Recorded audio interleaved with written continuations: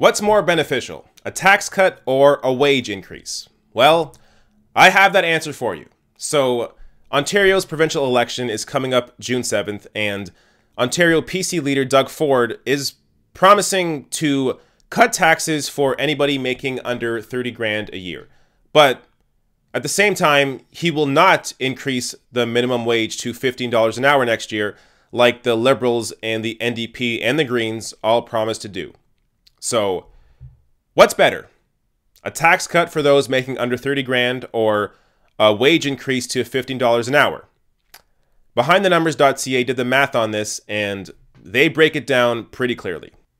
We looked at the most recent Canada Revenue Agency data from 2015, and we found that 4.9 million Ontarians who had a total income of less than 30 grand per year file taxes. Two-thirds of those, 3.2 million people, paid no income tax due to a combination of existing tax deductions and tax credits. For those low-income Ontarians, the promise of no taxes offers nothing new. So, right off the bat, a tax cut would only serve 1/3 of the population making under 30K a year. Now, if you do fit into that bracket, how would this tax cut benefit you? Well, the 34% of Ontarians with incomes less than 30 grand a year who pay tax had an average provincial income tax bill of $485 in 2015. The average Ontario tax rate for those with incomes below 30 grand a year was 0.9% of their total income. All right, so far we know that a tax cut would benefit just 34% of the residents with income under 30 grand a year. Now, if you fit into that bracket, you would save on average $485 a year. Now, is that better than a minimum wage increase to $15 an hour? Here's your answer. The simple answer is no. Assuming Ontario minimum wage earners work 37.5 hours per week, a $1 an hour increase in their wages would be worth $1,950 a year before taxes.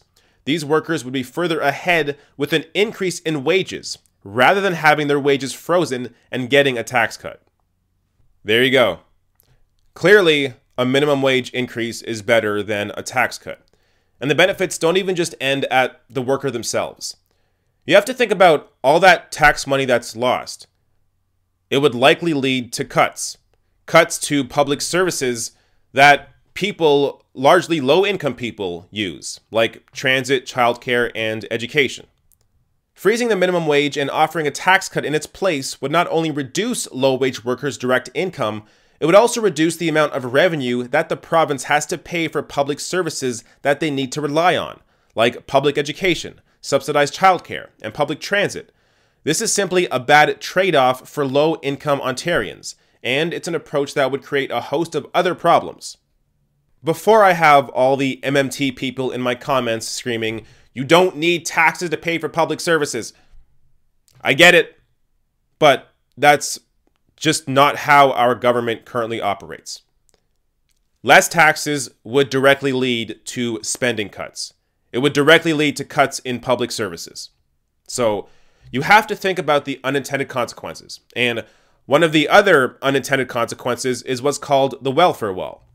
Economists also worry about the impact on the incentive to work when you face a sharp increase in the taxes you pay on the next dollar of income. This was widely debated and called the welfare wall in the 1990s. As economist Mike Moffat tweeted, quote, "Anyone making $30,001 would face one hell of a marginal tax bill." This is why you have to think past the fancy headline. No taxes! Sounds great. It tricks a lot of people.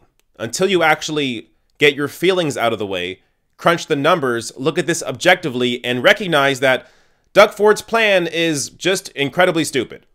Hey, if you like this video, hit that subscribe button below and consider throwing me a few bucks on Patreon at patreon.com/therationalnational or therationalnational.com/join.